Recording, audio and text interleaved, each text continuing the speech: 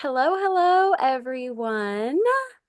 I am graced with the presence of a colleague, Yolanda Lewis.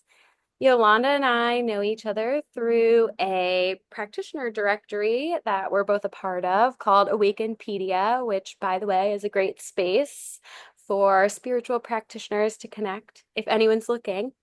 But Yolanda and I have a lot of overlap that we're going to be talking about today, and the demographic of people that we work with, particularly highly sensitive individuals, deep feelers, high frequency souls. And what Yolanda does is she is a spiritual hypnotherapist. She's also a level four Reiki practitioner. And she also helps people remember their intuitive capabilities through multi-dimensional, what was the word? Multi-dimensional Activation. activation. That was Yeah. it. Hi, Yeah. Yolanda. I'm super excited to dig in today. Hi, thank you so much for having me. This is such a pleasure. Yes. I know we already started chatting about some of our overlap, and I know this is going to be like such a dynamic chat. So if you're someone who resonates as a deep feeler, as somebody who is intuitive, and trying to tap into that and strengthen it, if you're someone who identifies as highly sensitive, stay tuned. And so the first question I have for you, Yolanda, is the same question I always kind of start with everyone is just your own personal journey of how you arrived at the work you do today. I wanted to feel better.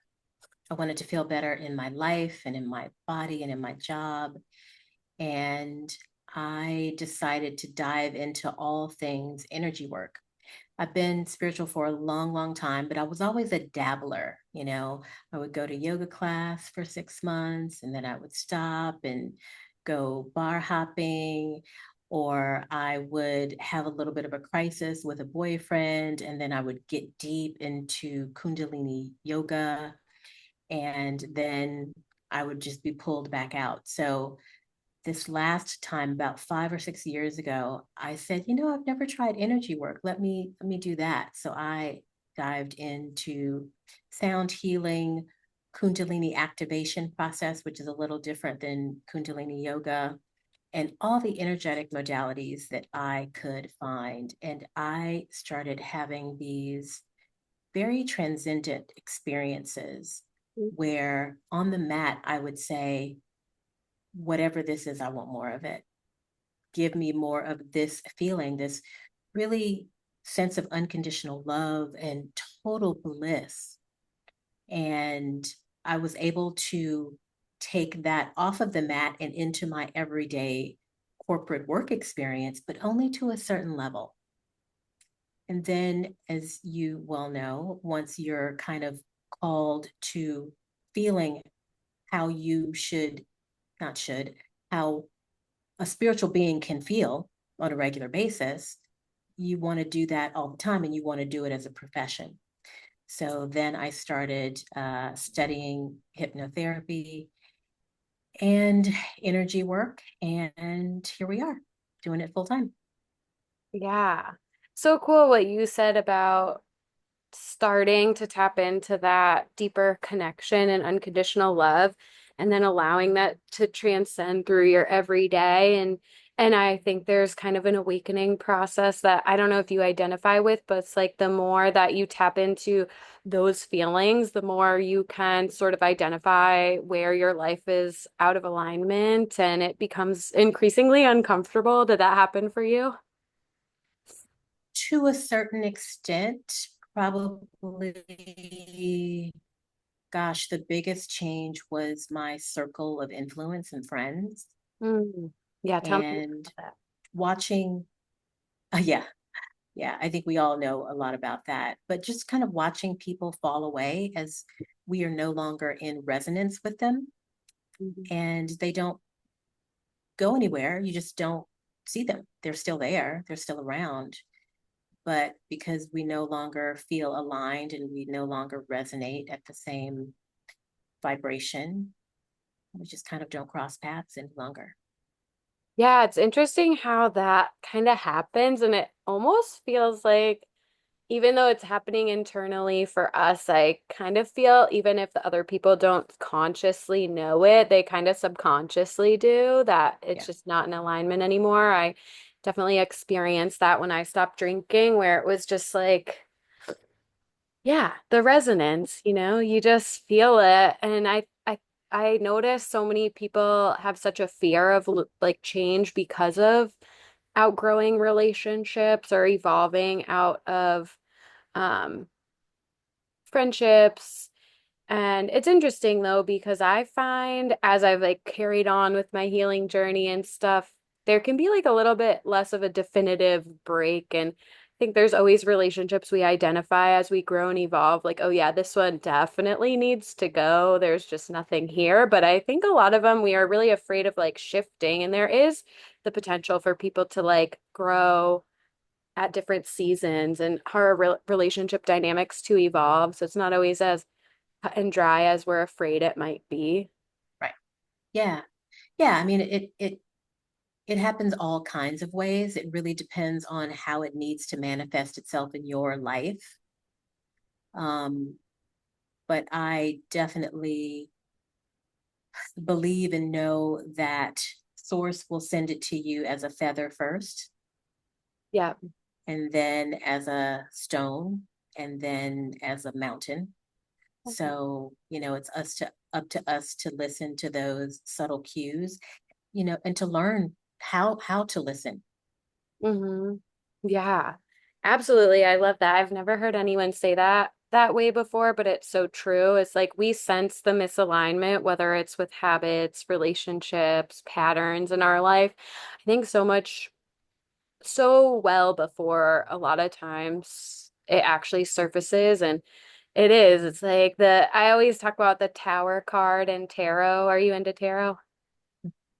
Yeah, I talk about the tower card a lot because I think that card speaks to that idea for me of identifying, things that are forcing change in our lives and kind of Yeah. going with it as opposed to like resisting, and more upheaval is almost certain to come until you kind of acknowledge that the universe is trying to create some shifts for you. You can make it easier, you can make it really hard.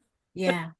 Yeah. And that's really something that I love doing with clients is helping them to see that it doesn't have to be kind of the gut wrenching, all encompassing, overwhelming thing that movies make it out to be, right? Let's just be honest and talk about it. Movies, TV, all of those things, that predictive programming that tells us, change is hard. And, not that change is easy, but we can embrace it in a way that feels nourishing. Right.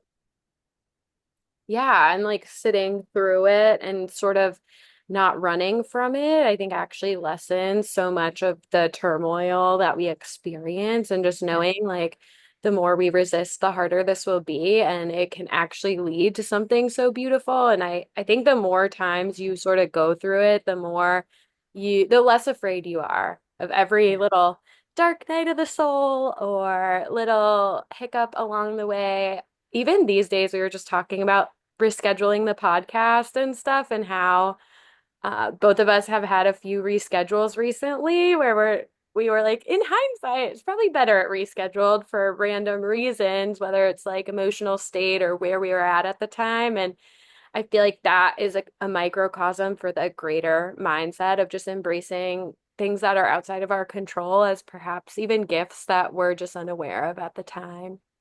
For sure. Yeah. So you and I have some overlap with this um, sensitivity and this theme of working with sensitive individuals. And so I want to hear, what does high sensitivity mean to you? And what do you think is the most misunderstood aspect of sensitivity? Wow, that's a big question. Well, as a sensitive myself, I have now come to understand myself as highly attuned Mm, or high frequency. And I think in a very basic world where everyone is the same, there are those that have different thresholds. And the threshold that I hold is one that is very intrinsically linked with nature, sensation. Um, I'm primarily clairsentient. So when I walk into a room, I can feel which person is not doing well immediately. And that high attunement was a survival mechanism growing up, but really it was my my soul protecting the gifts that allow me to be highly attuned. yeah, And it's a cultivation, it's a protection. So some people are very empathetic, some people are very heart-centered. Um, and I think that group of people is lumped into one big, oh, you're so sensitive group. And, you know, that's okay to paint with a broad brush. But when you can break it down to the type of intuitive, empathic ability that you have, that's when you're able to understand what your gift really is. Because people often say that the gift is in the wound, right? The yeah. light comes in through the wound. And that is partially the case. But more importantly, this beautiful sensitivity and this beautiful emotional intelligence that people like me and you and the people that we work with bring to the world is art, is music, is creativity, Insight. is insight, right? And we should celebrate that. That is something truly to be celebrated. Right. Yeah, I always say the same thing is that because working with sober, curious souls and really noticing how common it is for highly sensitive people to self-medicate with alcohol, I always say, like, this sensitivity, even though it feels overwhelming in our world and the way that the world is created, it really is our greatest asset and greatest gift that we can share when we learn how to harness it, become empowered with it, Yeah. and really tap into it as the gift it is, the unique perspective that we have, the access to information we have by being so highly attuned and sensing sensitive to the subtle. And you mentioned one thing that really stood out to me because I think my sensitivity is really rooted in also like picking up on other people's energy towards me and in general. And I felt like when I was drinking, I felt like that a lot in a lot of my friendships where it was like your energy doesn't match like the way you are acting. Like Mm-hmm. act like you're my friend, but I know that there's weird energy here, whether it's like competition or resentment or like I could always feel that. And I always felt very gaslit in my sensitivity of like my perception of other people's energy towards me versus how they presented. Mm-hmm. And I don't know, did you ever experience that where you're before you really kind of became aware of your sensitivity, like picking up on energy that people were exuding, yet they were presenting another way, and you just kind of felt crazy? Sure, sure. I mean, it becomes a patterned response, right? When we're always picking up on that energy. And I'm still unpatterning that to this day, you Yeah. know, and always checking in. Is this energy mine? What am I sensing? As a matter of fact, I was doing a in-person hypnosis and acupuncture uh, thing a couple of weekends ago.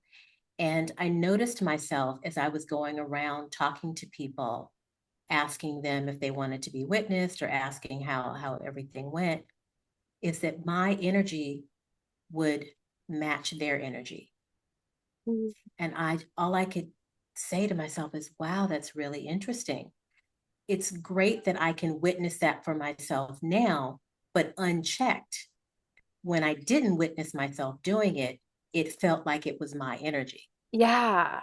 And you start to kind of get sucked in. And I think Mm-hmm. it's so empowering though when you're able to observe that and realize like that's like I can stay in my energetic bubble and my and even doing group work, it's funny you say that because doing group work in the year, you never know what kind of experience people are having, Right. and people come in all different types of spaces. And I think throughout like my life, I became a people pleaser a lot because I could pick up on other people's energy so easily. And I think part of that is like trauma, hypervigilance, whatever. You start like really paying attention to your environment and the people around you, and then trying to like keep them in a happy space because you can notice their energy. And it's been really empowering just to get that like grown woman energy of like, I'm not this little girl here to like keep everyone happy. And actually, a lot of this isn't mine. And I think that really felt uh, so liberating as I really started to recognize the kind of highly sensitive that I am with that absorbing of other people's energy. And so, Yeah. but yeah, I think it's really challenging when you aren't aware of that. And maybe you're around people that really aren't highly sensitive and you're kind of made to feel ashamed of it or gaslit for it. Like, what are you talking about? Like, what do you Right. mean? It's like, well, your energy is saying it so loud and clear, but you can gaslight me if you want. For sure. For sure. And I even worked with a woman once. I was doing one of those psychic fairs, and I was doing 30-minute shadow work sessions. Mhm. And she signed up for a session and she had told me about her parents and her family and her family dynamics and how no one ever listened to her and how she just wanted everyone to be happy and all the things. And so as I was doing a session with her, she said to me, "It's weird. For some reason, I want to speak with a lisp." And I said, "Huh, I have a lisp," to myself. And then I asked her another question and she said, "Yeah, all I want to do is speak with a lisp." And then it dawned on me that she was so porous that she was taking in my energy and not being able to differentiate between mine and hers. Wow. So that's a lot of what highly intuitive people feel, highly empathic people feel. They don't understand where they end and someone else begins. And Hmm. when that is unchecked, we have not built a container, a proper container for ourselves, for our energy.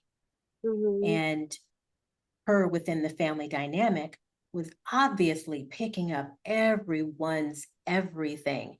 If they're happy, she's happy. If they're sad, she's sad. And when you are one person in a family of three, four, or five more, you feel completely dissociated, not Yeah. in your body. Hmm. Yeah, that makes absolute sense. And wow, how interesting is that? Did you ever say anything to her? Like, oh. Oh, yeah. I said, "I think you're picking up my lisp." And she was like, "No, you don't have." I'm like, "I do have a lisp. I certainly uh, not try to cover it up, but I've learned to work with it, right?" So the fact that she was picking it up was so interesting to me. And that has helped me develop more and more of my program.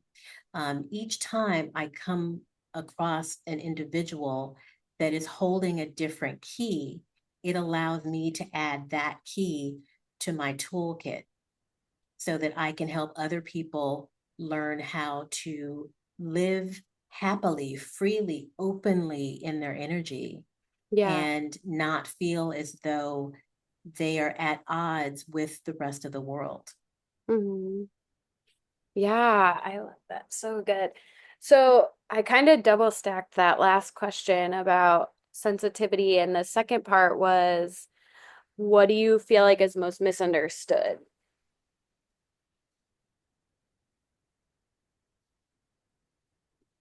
that sensitivity is a weakness, Yeah. that deeply feeling is a weakness, that being intuitive makes you less than. Our culture doesn't celebrate intuition. Our culture celebrates drive. It celebrates accomplishment. It doesn't celebrate subtlety. It celebrates things that are louder. Yeah. And intuition is very subtle until it's not, right? And so, in order to really feel productive in a society that doesn't attribute these more subtle feelings as good things, you really have to be a very strong person. Yeah. You have to really own your own beingness. You have to feel your sovereignty and your authenticity. Yeah. Yeah, I think it's really courageous to not only like acknowledge sensitivity within yourself and to explore it, but also to step away from societal programming to design a life that actually feels good to sensitive souls. I think Mm-hmm. that's one thing I talk a lot about with clients and just with people in general is the lives that we're conditioned to build and the pace at which we're conditioned to live in our society, I think even is stressful and intense for the average person, for the average mother.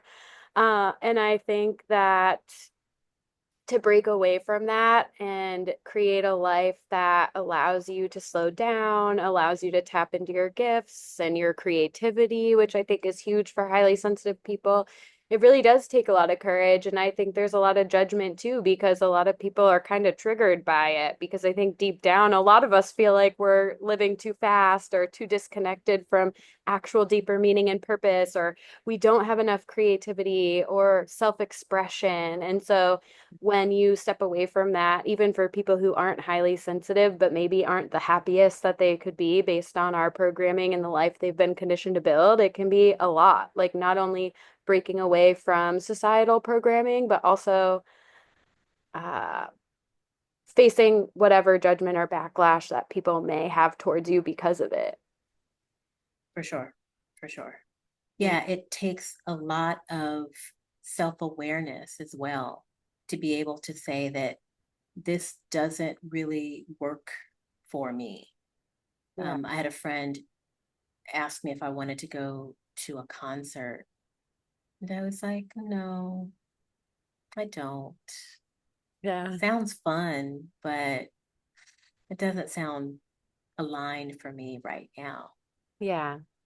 And just be okay with that, Yeah. because before I would have said, oh, yeah, sure, let's go. Sounds like fun, just to have the interaction or just to have the experience. And now I can honestly say, no, thank you. That's really, really lovely of you, but Yeah. You're like, not I'm for going to me. go to bed at 8 and read. Yeah, I know. I feel the same as you. I think that I really similarly lived in a pace that was so fast and just I was running for my whole life. And yeah, it's wild when you kind of slow down and actually ask yourself, like, what are my actual preferences? What do I want to do? Like, if all the things that I got drunk to do needed me to get drunk to do I like doing them? yeah, And like, if alcohol had to be on board around these people and these events and my daily life because I'm so stressed out, then maybe like all the things I'm thinking are yeah. I'm enjoying, I'm actually not enjoying. And now I'm very similar where like, so I selectively will go to events or do big gatherings, but honestly, I'm like I much prefer small gatherings, talking about like aliens and spiritual development, Absolutely, for drinking sure. cocktails. So yeah, I Yeah. totally get that. And it feels honestly good just to be like, yeah, like this is what I like now, and stop trying to like fit into a mold that's not really comfortable. Yeah, yeah, and it's that mold that so many of us adapt from our families and from our um, culture Mhm. that really no longer works. And, it's in the reclaiming of our own preferences and our own container that we can really allow ourselves to simply relax, right? We can relax our nervous system again. Mhm. And that's one of the first conversations that I have when I work with someone one on one in my containers is that everything that you see, you touch, you ingest, you hear, you watch, that is everything that's in your container. And if there's something in your container that no longer feels good or resonant, just get curious about it. You don't have to release it. You don't have to do anything about it.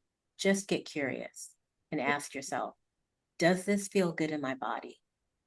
And does this feel like it belongs in my container? And if at some point you decide that it doesn't, then you can do something about it.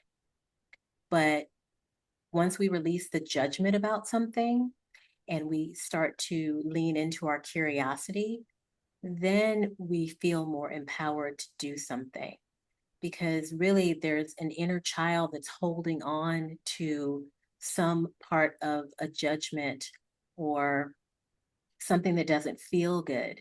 So that those triggers are the ones that really show up in our day-to-day lives and sometimes end up kind of running our lives. Oh yeah, definitely. I think for a lot of people, and I think that kind of does highlight a bit of the like outrage culture, I always say, like that we see today, and just Mm, people being so highly reactive about current events and all that jazz is just a lot of people haven't been able to like consciously identify some of their childhood wounds or areas that maybe they need deeper healing, and they're just viewing the world through the lens of that. And I think a lot of people project their difficult emotions maybe they haven't processed or healed from in childhood onto like the world stage. And it's why I always talk a lot about doing our own healing work first as like our greater contribution to the healing of the world, because showing up in a space of reactivity and wounding to address world problems is probably not as constructive as we think it is. yep. Whereas when we truly lean into our own healing work and realizing like what's shaping our perspective and cultivating empathy, is like that's the impact that I think we really want to have.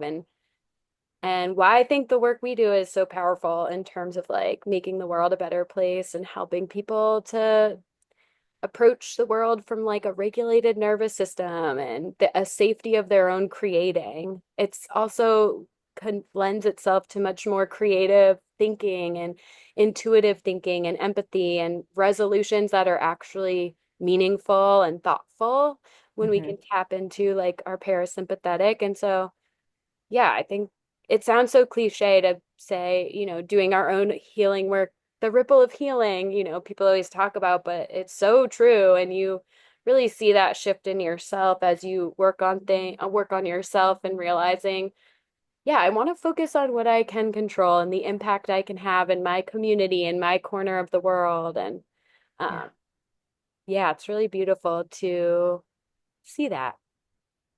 And let's call it the ripple of regulation. Hmm. If healing is too much for some people to digest, let's just all work on regulating our nervous system. And I Hmm. think if everyone was able to take a class to regulate their nervous system, they would see how much better they felt. And I didn't realize that I was so dysregulated until the pandemic. Yeah, same.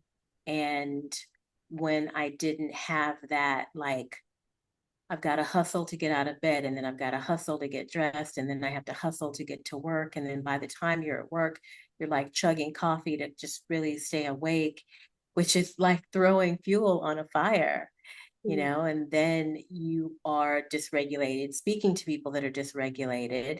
And all the while, everyone is speaking in these very soft tones, but highly dysregulated, right? You're like, what the fuck is happening here? Yeah, yeah, Everyone yeah, seems calm. There's a lot of toxic positivity, but yeah, yeah, on the yeah, inside, yeah, oh my God, I love that. That's like the creepiest feeling ever when people are, it reminds me of like gentle parenting to the extreme, and okay, it's like, this seems a little creepy. Can we just talk normal? yeah, yeah, yeah. Oh, that's so But it good. all starts with our nervous systems, right? And so very many people are dysregulated and have no idea what regulation Yes. even feels like. Yes. I was gonna say actually earlier when you were talking, about everything that goes into your container, I know from personal experience, like I didn't even think about little things like constantly having like the news on in the background or like these little things that people do without question as like part of their habit, even like drinking every night, a glass of wine, just like all of these things that we've become so accustomed to in the ways that we live our lives, the pace at which we do it, every bit of input, constant scrolling. It's like we are literally just dysregulating ourselves like one habit after the next. Right. And it is like, I think it's taken me years to even like get to a space where I feel like, okay, I'm starting to understand what it feels like to feel like peace on a regular basis. Um, and yeah, exactly what you said. I think a lot of people don't even really know how dysregulated they are. That's just their normal. Right. And it's uh, something too with drinking. I keep going back to this, but it's similar where a lot of people who drink on a regular basis, like that's just their normal, kind of low grade anxiety, kind of not feeling as vibrant as they could feel. Yeah. And so it's just like giving yourself that opportunity to see what something different feels like because you don't know what you don't know. And when you just stay stuck in your same habits, that's one thing I've been thinking about recently is like how grateful I am to have just, stepped into the unknown because we think like just because something's familiar, it's safe, but it can be so unsafe and so chaotic. It's simply familiar. That's the only thing that is actually like calibrating it as safety in our mind and our Right. body. But like, truth be told, we could feel like much more safety with something unfamiliar that we, with consistency, become familiar with. For sure. For sure. For sure. Yeah. Okay, so tell me, I would think we kind of have touched upon this, but I'd love to hear your perspective. Just more specifically, like in what ways do you feel like our culture is very overwhelming for like somebody who is a little more sensitive? What specific aspects of our culture do you feel like make it overwhelming? Mm. That's a great question. Let's see if I can personalize it. Hmm. I mean, capitalism. Yeah, that's it. That's the only word, and that Yeah. encapsulates everything. I mean, I think that says it all.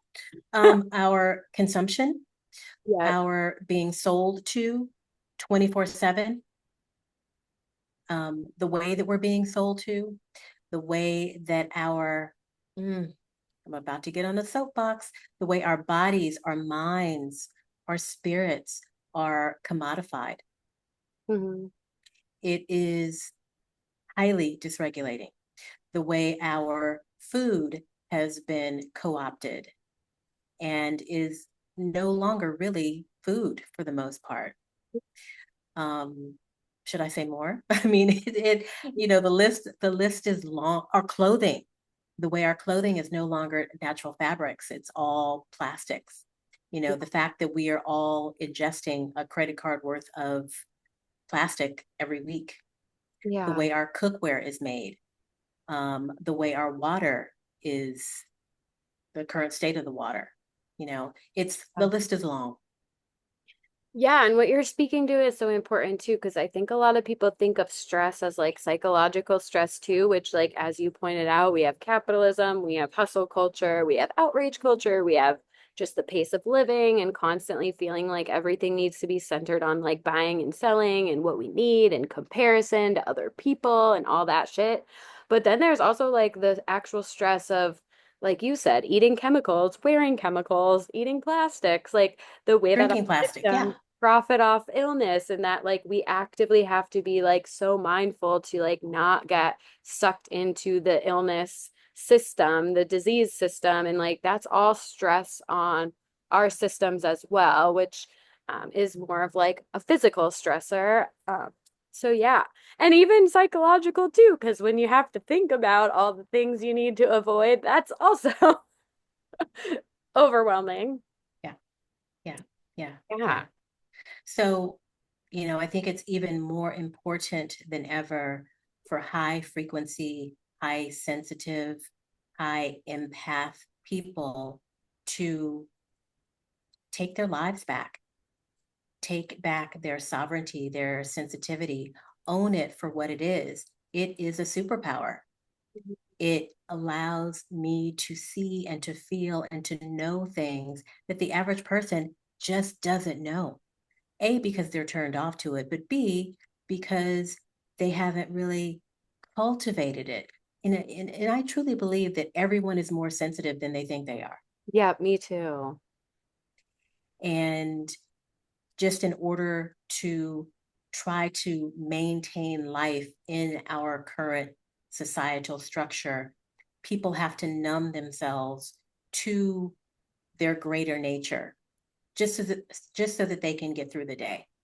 Yeah, absolutely. I think psychic ability is like the next phase in our evolution as people become more open to it and learn that you can actively develop your sensitivity in whatever capacity and intuition. I think that it's all a spectrum, right? And we have Mhm. the capability of developing it like any other skill. Absolutely. And all of the technology, Neuralink, um, wearing VR goggles, all of that is innate. We don't need any of that technology. Mhm. And the more that we use that technology, the farther away we get from our internal technology. And the more So, our consciousness gets harvested. correct, correct. Yeah, Yeah, yeah. So, maybe. I'm all here for teaching people how to utilize their innate capability so that they can discern what truth is and what is for them and what isn't for them. Yes. Yeah, just developing that internal compass is so huge. You know how often I ask people, like, what would your ideal life look like? Or what does light you up? And people say, I don't know. Yeah. I don't know. What do you want your legacy to be? I don't know. And we're only getting like more in that direction, the more Mm-hmm. that people can just ask ChatGPT or put on VR goggles or Neuralink, like you said. I think we're just outsourcing our own discernment, our own intuition, our own inner wisdom in so many ways. And yeah, technology has helpful aspects, but it is frightening when you ask questions like, what makes you happy? And someone says, I don't know. Like, oh, makes my heart hurt a little, but that's because Yeah. I'm highly sensitive. Yeah. Yeah. Yeah. Yeah. Yeah. I mean, it's a real epidemic, unfortunately. Hmm. And I know that part of my mission is to assist those that are available to more of themselves to achieve that. Yeah.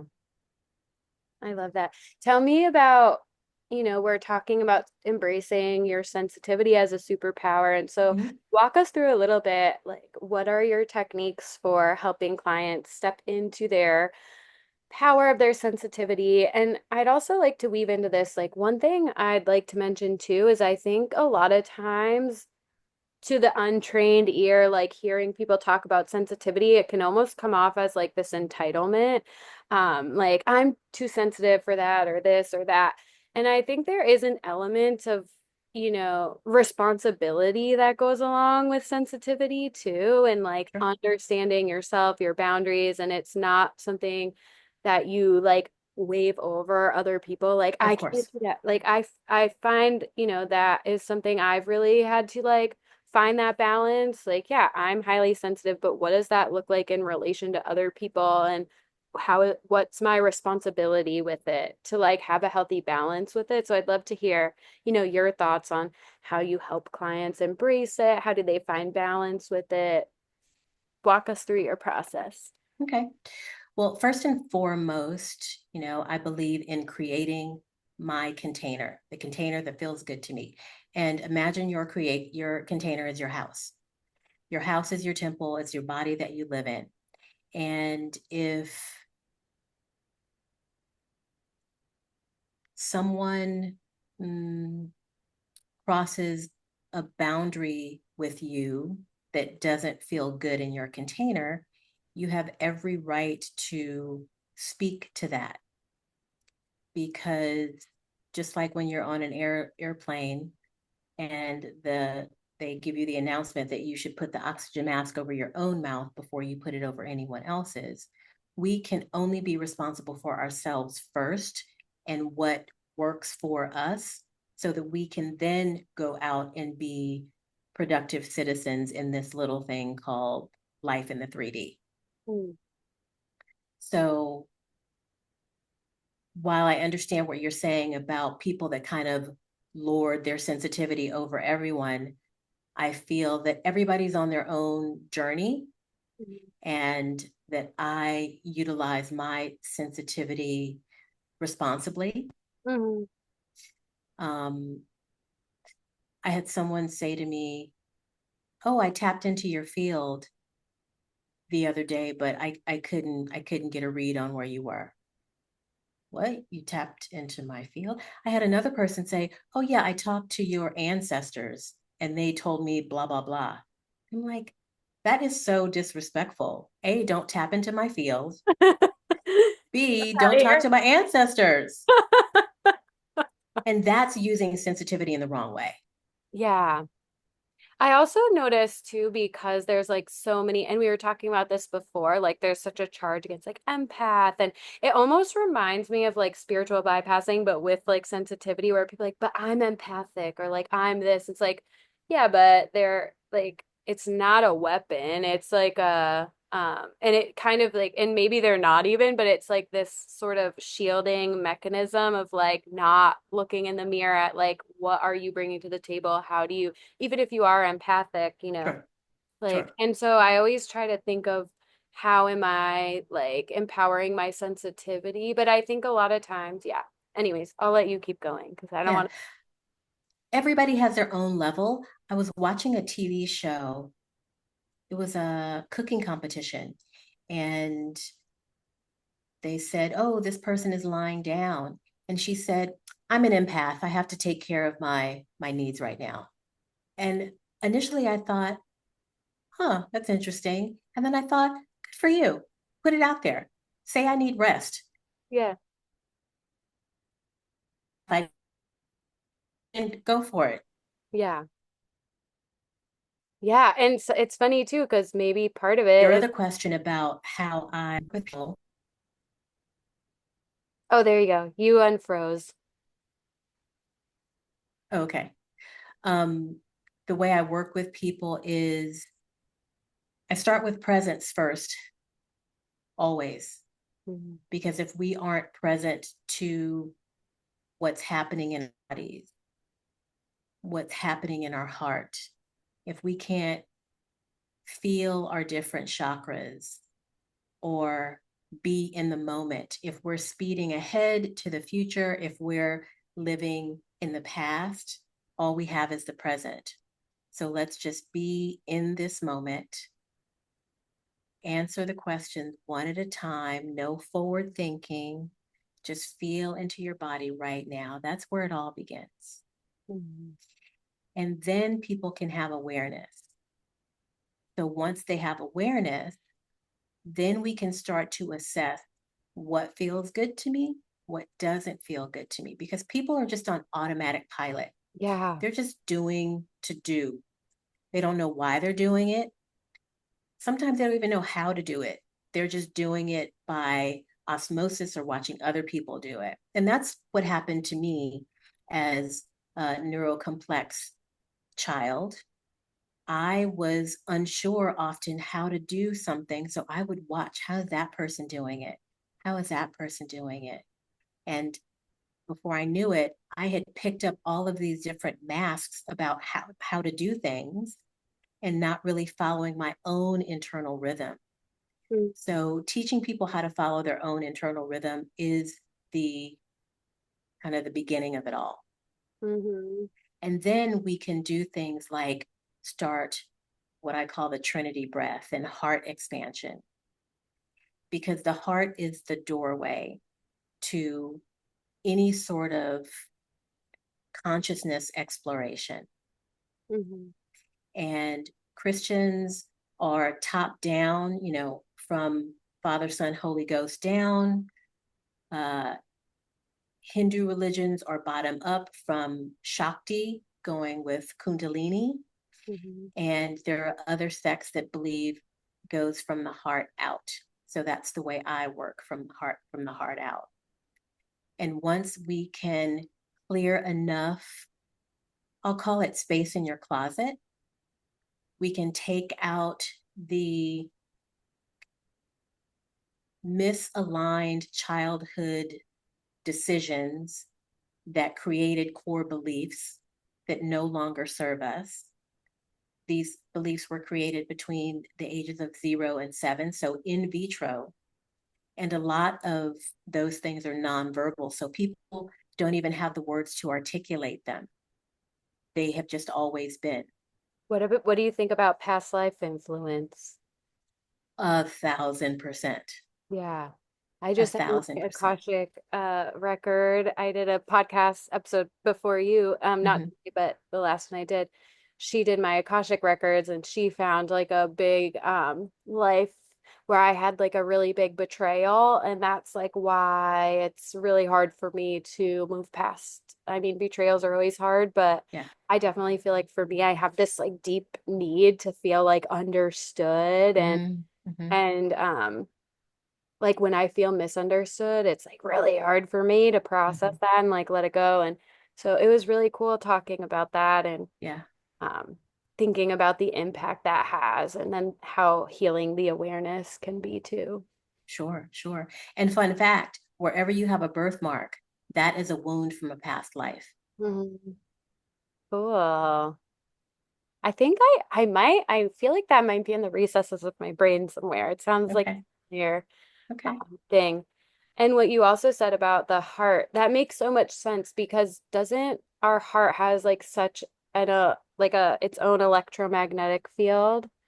Absolutely. Absolutely. Bigger even than I think it's 5,000 or 50,000 times bigger than the brain, the electromagnetic field. Right. So utilizing our heart to really be the compass and the anchor for everything that we do is a step in a direction that will literally change your life. Yeah. Yeah, it's so interesting now too, because with you saying that about the heart, I'm also thinking about the gut and how there's like a surprising amount of like neurons in the Yep. gut. And it's like Mm-hmm. our society is so focused on the mind. It's like Yep. really we should be focusing on the heart and the gut. Well, one of the reasons is that a well-known tycoon many hundreds of years, decades ago, um, made the school model so that they would have more workers. Whereas if The we were, what's that? Who's the tycoon? Rockefeller? Rockefeller? Uh-huh, yeah, yeah. The But school if we, system, the pharma system? all of the things, we're not going to blame him for everything, but But most he got the party capitalism, no. started. Yeah, yeah, no doubt. The like little assembly line human Yeah, harvesting exactly. humans. Yeah. But if we were in our local villages and someone was sensitive or had a learning issue, the elders of the village would find the thing that you were good at and they would teach you that, Hmm. as opposed to raising good workers that were there on time, Yeah. right? And could sit still for hours at a time. Yeah. Yeah, a lot of our conventional wisdom, really conventional, I I guess I wouldn't really call it wisdom, but Mm-hmm. programming takes us very far from our actual power. Yep. Do you think that's by design? Uh, Undoubtedly. Yeah. I think I Undoubtedly. asked Cam the same question when he was on the podcast.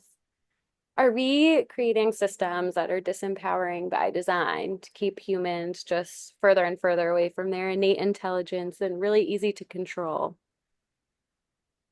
What was his answer? He said something diplomatic, like it could be, or something. I can see Something, that. something Cam, like, Yeah. me, I'm like, no, it's definitely intentional, Yeah. people. They're trying to kill us. They're trying to control. No, I'm just kidding. That Well, was there, part of my awakening process, though, I will say. listen, there are systems of control that are in place and that are doing exactly what they're meant to do, Yeah. period. Yeah. Not controversial. Yeah. Streamlining. And my husband and I have had this conversation before Mm-hmm. because we've also talked about just like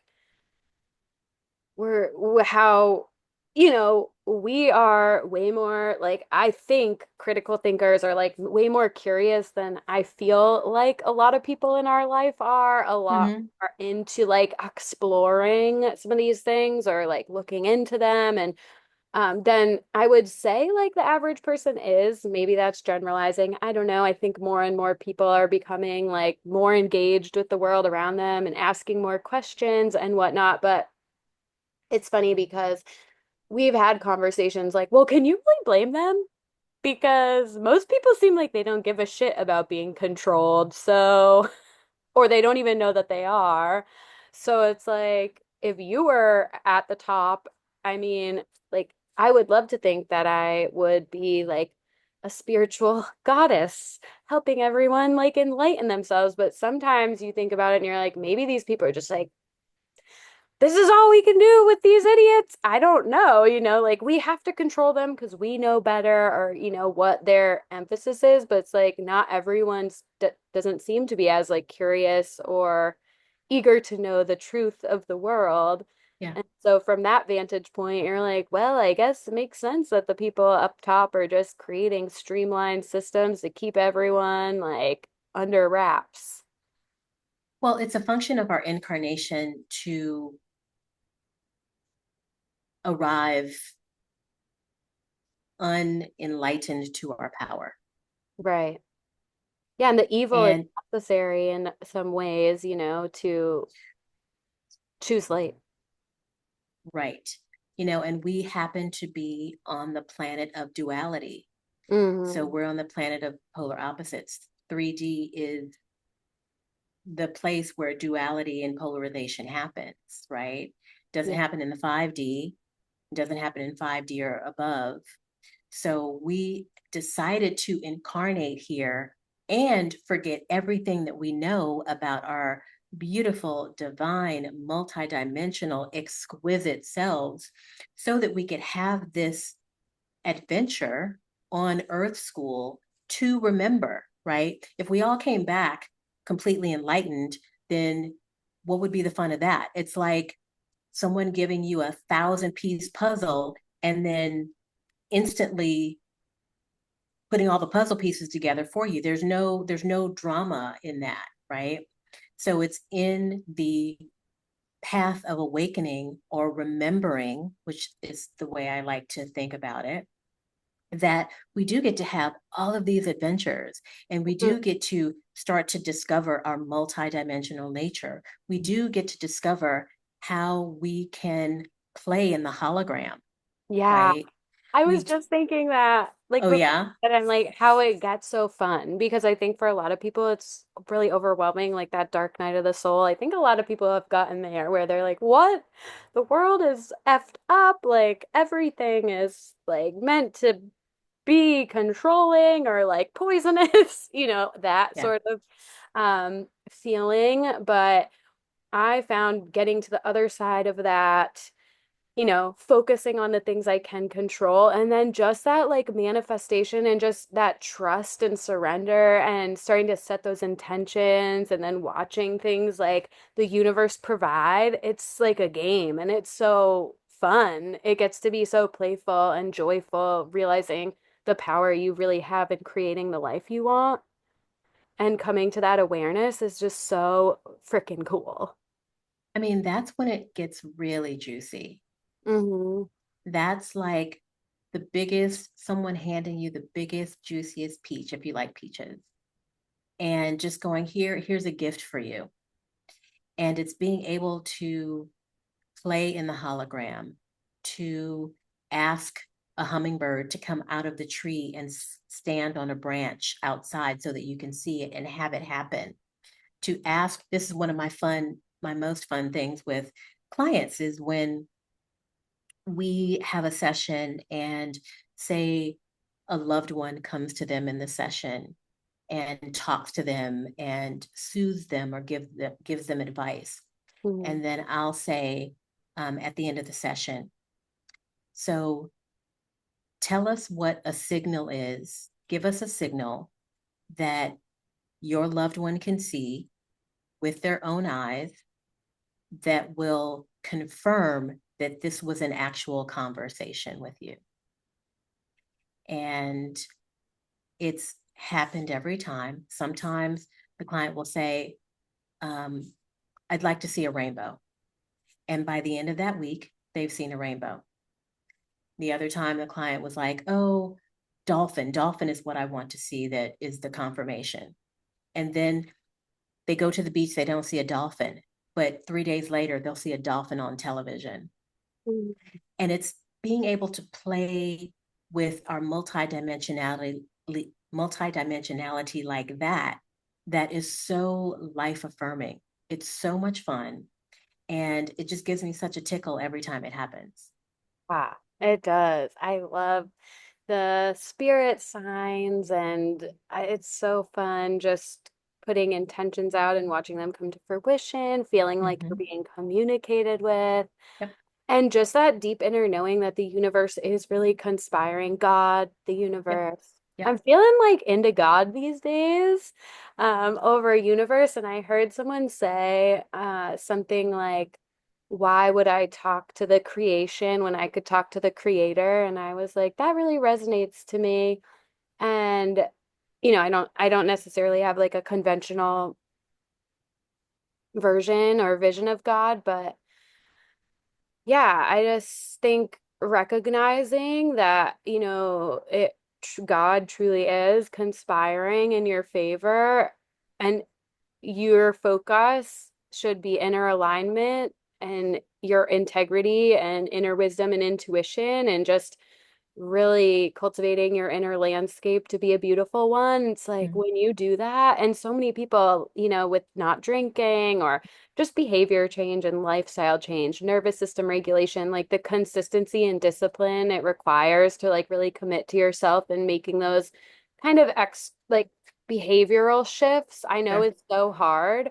But it's like once you really start to see how things pay off because of that, it is like it's baffling in such a good way. I always try to want like convey that to clients. Like I know it's so hard, but you really are creating like a landscape internally that's going to allow you to manifest the life you want. You really just have to start with faith though.